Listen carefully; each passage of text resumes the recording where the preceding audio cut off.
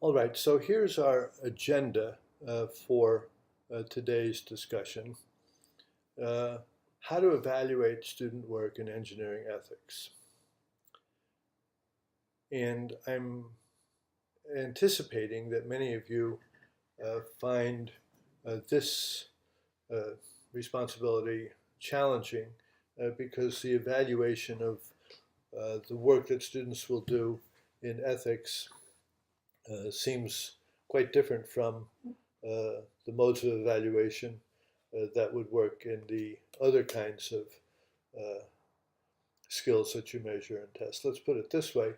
Uh, the sensibility and the good judgment and the comprehension that is indicative of uh, the ability to deal with ethical challenges in engineering cannot be measured in the same way as you measure skills. It's not really a skill. It's a propensity or it's a kind of practical wisdom. I introduced the term which comes from Aristotle of the person of practical wisdom, the Greek word phronimos, and suggesting that engineers are uh, good examples of what Aristotle meant by the person of practical wisdom. Uh, However, what I think is that if you use the case study approach, you will see that this is reasonable to do.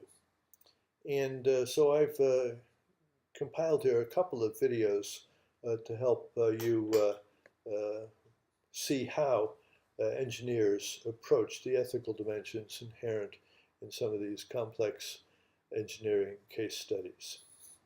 I'll also just say a little bit about evaluations of the ethics component in the senior design project for programs which are operating under ABET or ABET-like standards. The expectation is in the senior year there will be a major learning experience, often called the senior design project. And this is usually done in teams, and it has as one of the expectations for what's going to be built into this an ethics component. Uh, so whether or not you're working under an ABET program, it's still a really excellent way to draw things together, and it's can be applied in various contexts, and I hope many of you will do that. So let's uh, pay attention to this presentation, and then I'll comment on it a little bit when it's concluded.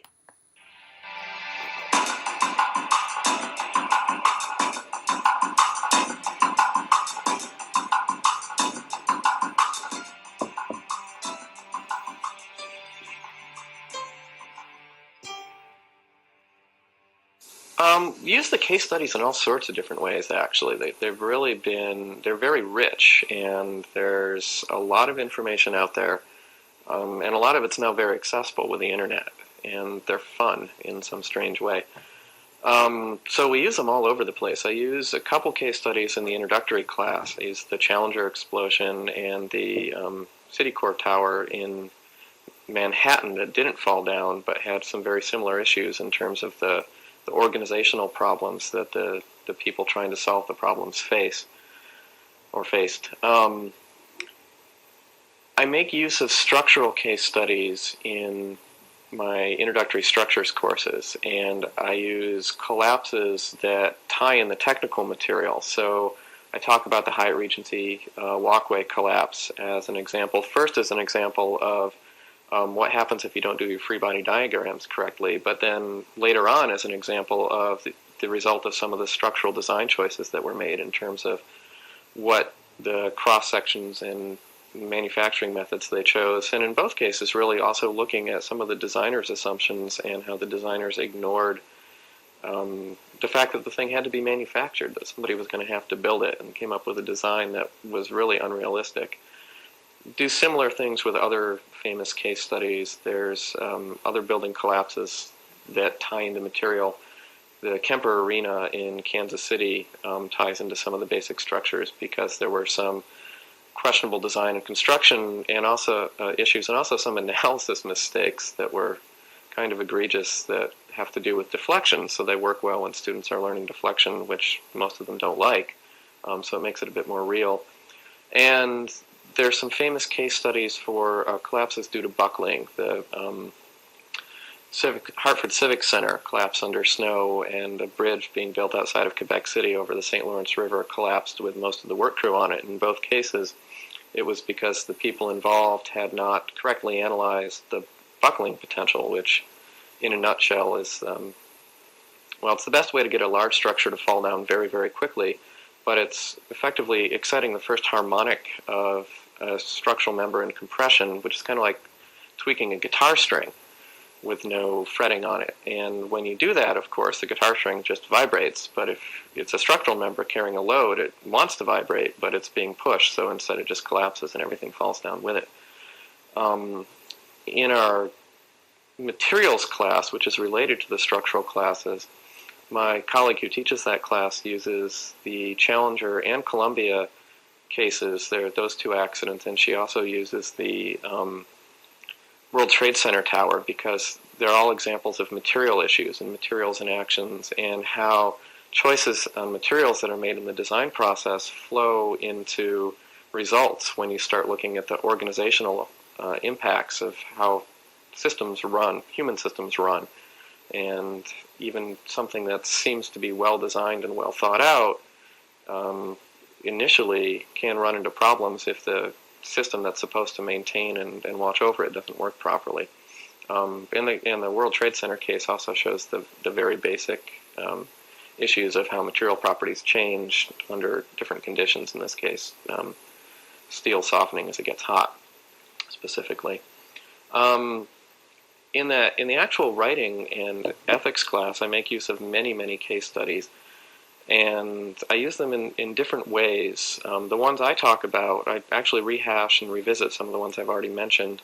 I also talk about the Ford Explorer, which is probably my personal favorite case study because it's not decided yet. It's open-ended. And there's so many issues. There's issues revolving where does the designer's responsibility go in terms of safety for the people who are driving the car, or the vehicle, where does the driver's responsibility start, and what is the driver's responsibility? And maybe the clear issue, but the one that isn't talked about as much, is what are the designer's responsibility and the driver's responsibility for passengers and drivers in other vehicles who are actually more likely to get injured or killed by these SUVs than the actual drivers of the SUVs, who are still at risk. And a few others, but my part is just half of it. The other thing we do with the case studies that's fun is in a couple different cases we have the students go out and develop the case study information. And I use two different assignments that way. They're fairly different. One of them is in ergonomics and safety class. And I give the students assignment to go out and find an accident and then tie what happened in the accident both to the ethics and to the Occupational Safety and Health Administration codes so that they can put it in perspective of professional responsibility both at the legal end and also at the ethical end. And they have to go out and find the case study and summarize the case study and draw the conclusions and defend the conclusions. That one's only a written assignment, so I'm really the only one who gets to enjoy that, aside from the person doing it, which they usually do. Sometimes they get frustrated finding them, but usually they enjoy it. And then in the writing and ethics class, we use a case study presentation where the students have to go out and find the information and develop an argument as to whether or not there was an ethical issue, what the ethical issue was, and why the evidence supports the ethical issue. So they have to tie it back to the ethics, but they also have to organize their evidence and present it persuasively. So they go out and research a case study. Most of the time these days they rely primarily on internet information, but as long as they can get 6 or 7 sources, they'll usually get a pretty good idea of the case. And we try to get them to tell us right up front why it's important what we should learn from it, what was done right, what was done wrong. And some of the cases that they end up choosing are very cut and dry. We have vehicle design students, so everybody wants to do the Ford Pinto case, which has a big smoking gun, and everybody knows the answer. And somebody always wants to do the Corvair case, which is very public, but actually much grayer. And the car clearly had some flaws, but it also has a very low accident and injury rate compared to some other vehicles. Some of the other case studies I think are very interesting because a good student can argue either way, like the Tacoma Narrows Bridge. You can make an argument if you have evidence and you can argue persuasively that the designer should have known that bridge was going to fall down. He had pushed the envelope too far. You can also make an argument that the whole bridge design field was going too far and then that sort of an accident was inevitable because everybody felt that was the way to go. There's another case revolving around some of the crashes of the first commercial jetliner, the Comet 1, which was a British plane. And the way they designed the windows on the fuselage, they opened the plane up to fatigue failure. Cracks would form at the corners of the windows as the plane was pressurized and unpressurized, and they lost 3 aircraft. But nobody really understood fatigue at that time. So again, you can make a pretty strong argument that the designers did everything right given the standards of the day, or you could make an argument, if you're persuasive enough, that they did their jobs, but they didn't do their jobs as well as they should have because they should have been looking into some of these things. There were clues. And those are the fun ones. They're fun for the students, they're fun for the class because the students present them to the class.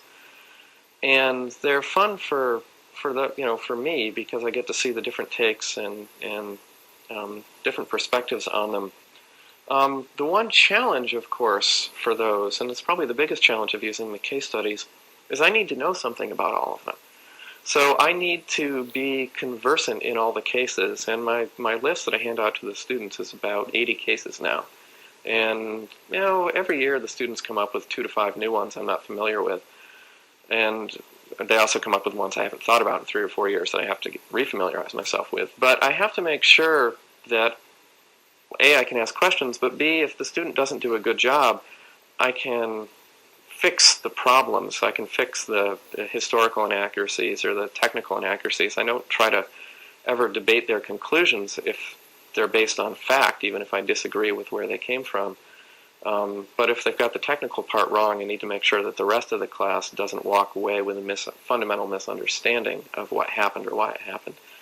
So that's a bit of a challenge, but it's a fun challenge because the cases are interesting, and there's all sorts of ways to get information on them.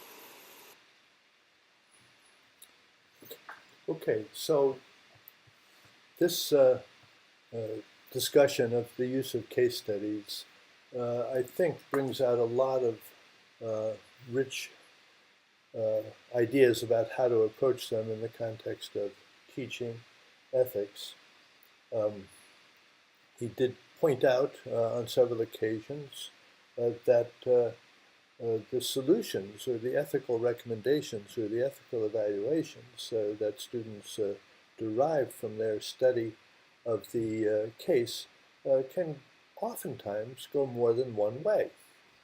It's not clear. This is why ethics is so important and why it depends on human judgment. It's because what you say should have been done or how it should have been done is not something which is open to a singular correct solution that everybody's going to agree to.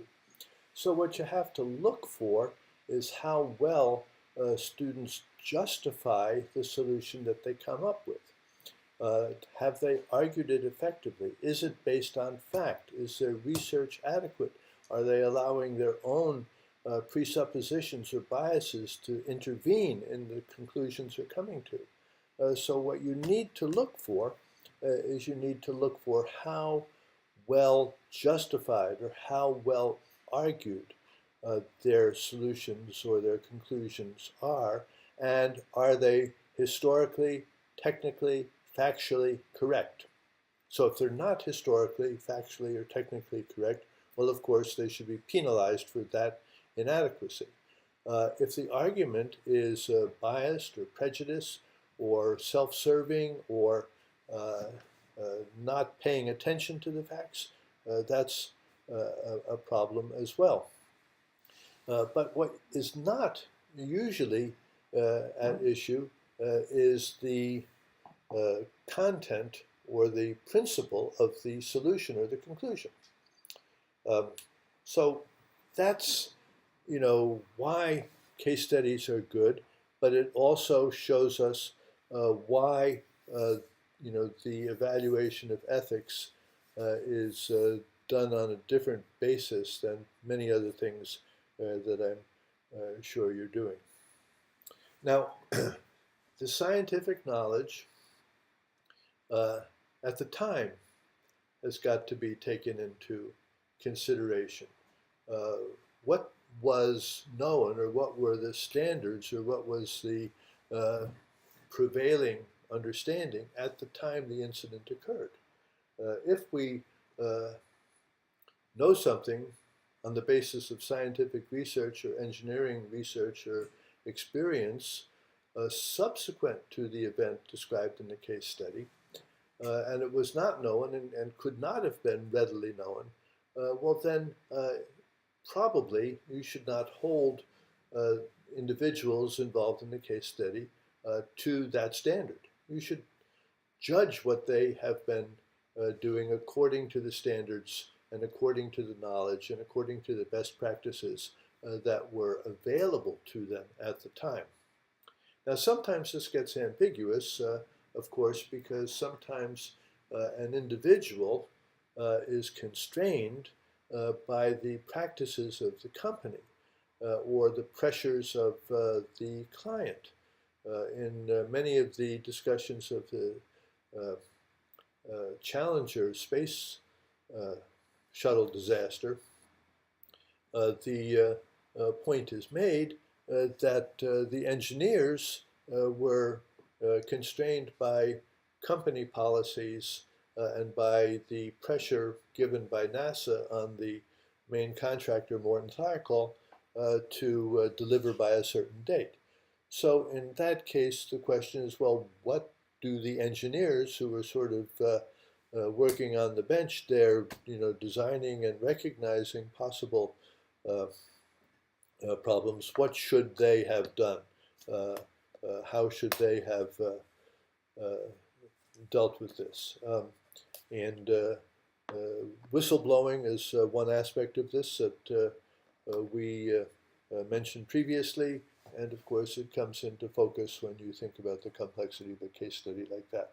At any rate, the point I want to emphasize is that students should be expected in their assessment of the ethical dynamics of a case to interpret it within the context of the scientific knowledge, engineering expertise, and best practices that were in place at the time the incident took place. The very, very tricky issue, and the issue that I think you should emphasize pedagogically, one that all students should be forced to face, and which is not easy to answer and may not be able to be answered, but even though it may not be able to be answered, it should be addressed and explored and investigated, and that is, where does the responsibility lay? We looked at this case of the self-driving car. This is in the news all the time now, as self-driving cars are becoming more and more actual vehicles on the road, usually being tested, in some cases being more widely permitted to be on the public roads than in others. But in any event, who's responsible when an accident comes? The driver who's there, the designer, the company, the marketer, the advertiser, road conditions, so many things. So where responsibility resides has to be an issue that students address. And you should, again, evaluate it according to the strength of their arguments, the factual correctness of what they say, and not on because they happen to, you know, make an assessment that the responsibility belongs here when you think it belongs there, if what they've presented is well argued and based on fact and whatever knowledge is actually available. Now, one sort of caveat I want to make about this presentation, because it's very common in engineering circles, is to think of the ethical questions as kind of beginning and ending with issues of public safety and the attendant aspects of safety, reliability, dependability, material integrity, and so on and so forth. But I think you should always encourage your students to think beyond the safety issues for other kinds of ethical conflicts that may be inherent in the case.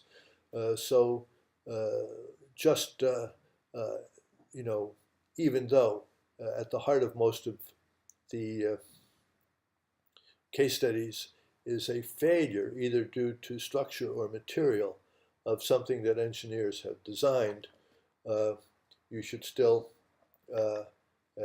insist that students ask, well, what other kinds of ethical issues may be the case? All right, so what do we mean? Well, for example, what is the impact on a society of introducing a new kind of device, or building a certain kind of building, or adding a certain kind of highway?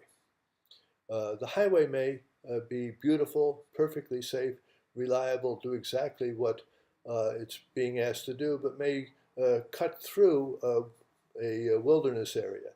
It may inhibit the movement of animals between habitat that they need to survive. It may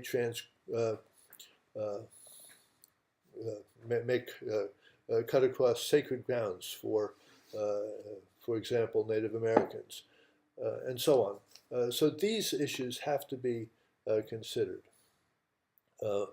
I sometimes think about the programs such as micro-banking and one laptop per child and so on that were brought to societies in Africa. The debate that has come up is whether or not the introduction of these kinds of technical devices, cell phones, laptop computers, has overall benefited the society, or has it destabilized the society in some ways? In other words, what is good for us in one society may not be good for those in another society. We raised these issues a little bit under the question of development and modernity in the previous session. Now, the instruments that you evaluate for the students will be essays. The students need to write essays because of the subtlety and perspectival character of the question, so that there may be a range of answers. You can't simply have yes or no or multiple choice or anything like that. And of course, you can't reduce it to some kind of quantitative expression either. When one uses the line drawing technique that we mentioned last time, you are aware of the limitations of trying to quantify these questions. Although it does help to clarify it, to put things on a continuum and have a kind of quantification, it is nevertheless still a matter of Solomon-like judgment, which is the best. Okay, so in the essays that the students write in response to the case studies, and I think even though the students are working as teams on this, they should have each of them a responsibility to write an essay on their own, maybe on different aspects of it, that's up to you, but I think group writing isn't, at least for the whole assignment, not enough. We need to have each student able to write clearly and to demonstrate that they can think clearly. So the 3 points that I have thought to emphasize on this would be: one, they should, in their writing and in their oral presentations or discussions and debate, the students should demonstrate a high level of competence in the ability to connect clearly what the scientific and technical issues of the case are with the relevant ethical issues. Showing the connection between the ethical dimension and the ethical issue, between the technical and the issue, the scientific and the ethical. That connection is important. They should understand, of course, the scientific and technical issues, but it's not their place in the essay to, explain it thoroughly. But the conclusions that they're drawing from the scientific issues should, of course, show their understanding of the science and the technology. And what's most important is how this connects to the ethical issues at stake. Two, they should be encouraged never to be too dogmatic about these things, and so the awareness of the subtlety of the issues, and especially, as I was saying before, the assignment of responsibility should be clear. It's another example of non-reductionist thinking that remains open. This is consistent with the iterative nature of engineering work, and it's consistent with the design thinking process, both of which we've talked about. And then thirdly, as we've said on numerous occasions, the foundation for all of this emerges from the codes. So how the codes help, and what the, where the codes themselves need to be, extended, elaborated, applied, and where maybe, possibly, new ground needs to be sort of plowed because the codes are not sufficient to answer the ethical concerns. Okay, the senior design project. Here I'm going to be very brief. How senior design projects are set up is usually something that's agreed upon within the department, sometimes across the entire School of Engineering. It's rarely something that an individual does, but I just want to, sort of point out two things. One, the ABET standard kind of implies, maybe it doesn't, but it seems to suggest that ethics is basically a constraint. You have to take ethics into consideration, and that might constrain the process that you're going to have. That's true. Of course it's true. But even though it's true, you should make sure that in the entire senior design project that ethics is considered from the outset. This is, in my mind, completely consistent with the ideal of engineering, to sort of help the well-being of people and to make the built environment better for now and the future. So those are sort of the grounding of ethical concerns, and should be something that is part and parcel of every stage in the senior design project. Then, if that's done, then point two should be fairly automatic, namely, there should be a written discussion of the ethical concerns. You're giving students, I hope, with your case study approach, opportunities to write essays that deal with the ethical issues, and so a short essay dealing with the ethical concerns pertaining to the design project should be included. ABET wants to see how students go about this, and so they're very concerned that it not simply be somebody sitting down and opining about what's right. As we've been saying, it should be based on good design thinking process. Okay, I thought we'd wind up with this video. This deals with one of the case studies that's mentioned, and you have two students here who are debating two sides of an issue. So this kind of, I think, makes clear how it is that engineering students might think about an issue from fairly divergent points of view, and each one of them making a pretty good point. And although you may favor one student's approach more than the other, the task here is to say how well argued is each student's position. Okay, let's have a look. Hey Edward, what's going on? Nothing, man, just waiting here to bomb the structures quiz. Yeah, I love getting home at 8 after recitation and then waking up to take a quiz at 7:30 the next morning too. Yeah, that sucks. I bet he's going to give us 2 hours worth of work to do in 30 minutes. Hey, what do you think about William Lemaitre and the Citicorp Tower case? Lemaitre was definitely an honorable structural engineer. His actions involving the Citicorp Tower were admirable. Really? How can you say that? Did you read Eugene Creamer's re-examination of the Citicorp case? Do you think he complied with engineering codes of ethics? I believe he did.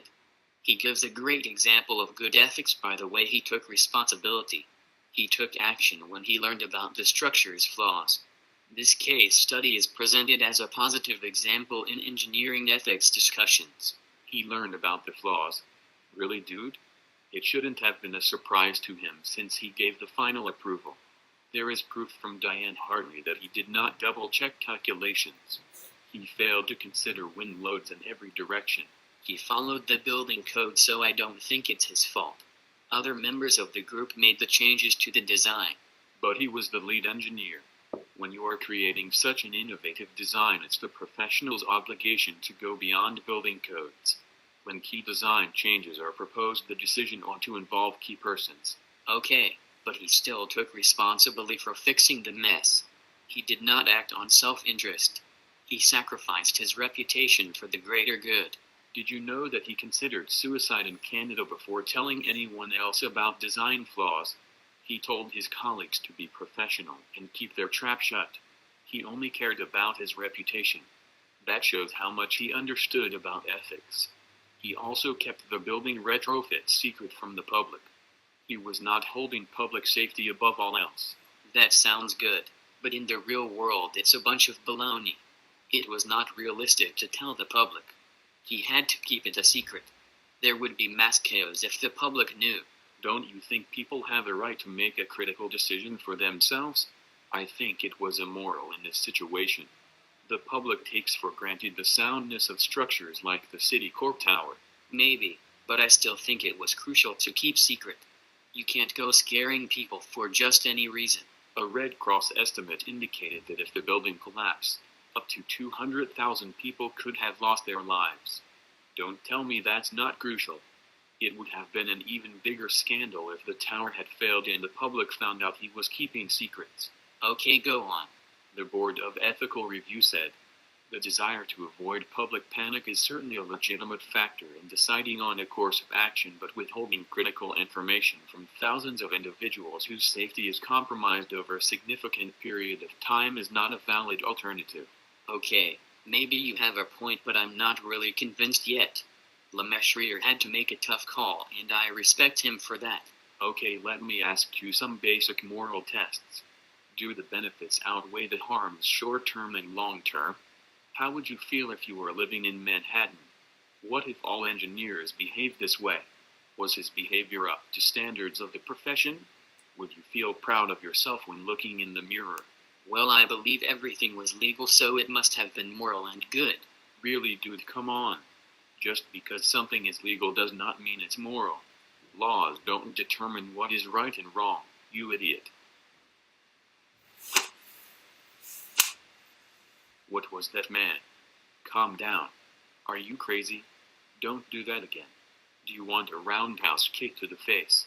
Do you want to take this outside? Okay, I admit that you're right. Now leave me alone. I need to study the slope deflection method. That's okay, man. We all can't be right about everything.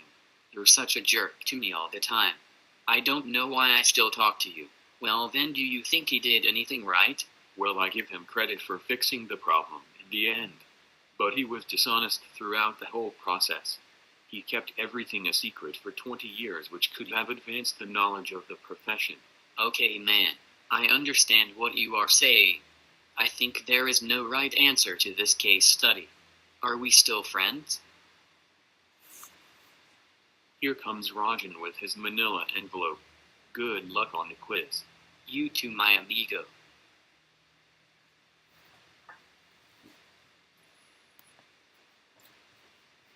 Hey, Edward.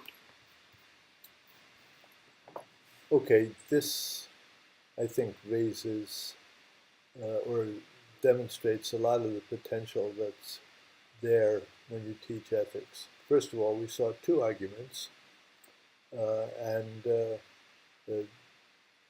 each one of them had a certain kind of validity.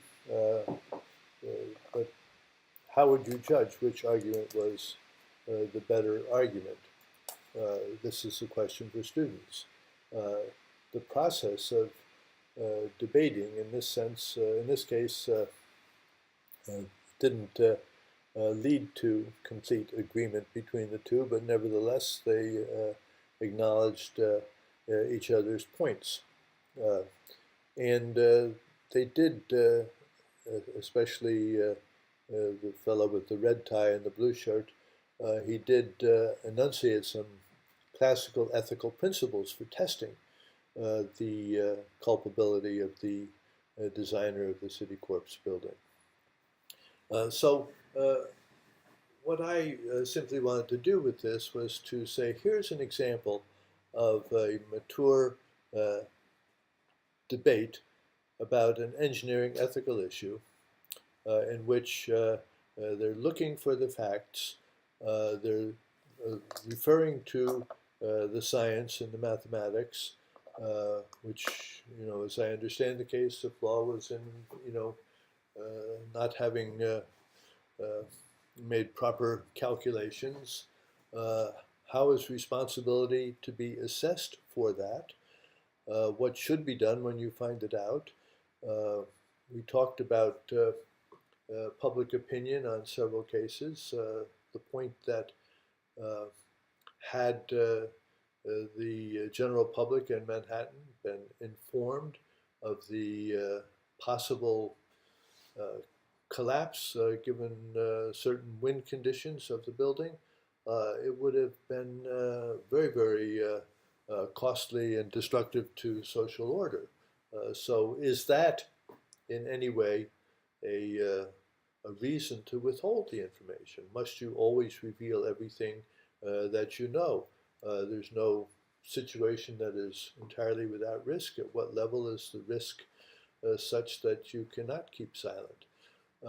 Should this have been handled within the firm? Should it have been immediately referred out to a wider community of experts? There are many, many issues. And so I think,